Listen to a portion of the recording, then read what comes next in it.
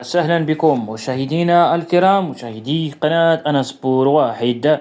الوداد ينجز 9 صفقات دفعة واحدة.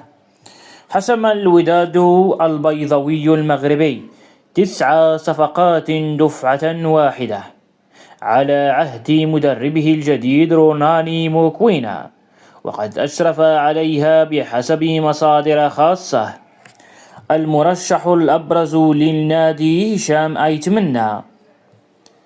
ومن ضمن الصفقات عناصر مغربية نشطت في بلاد المهجر، ويتعلق الأمر بكل من ياسين أيوب القادم من إكسيليور الهولندي، ونسيم الشاذلي من فريق لوهافر الفرنسي، إضافة إلى لاعبين من السعودية وهما عبد العالي المحمدي حارس المرمى والقادم من الباطن، ومحمد الريحي من الجبلين.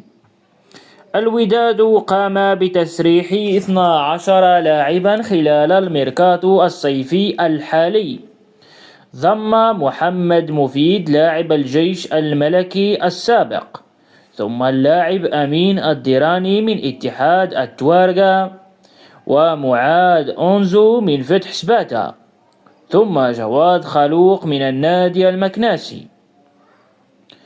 وشكل التعاقد التاسع اللاعب الموريتاني محسن بودا.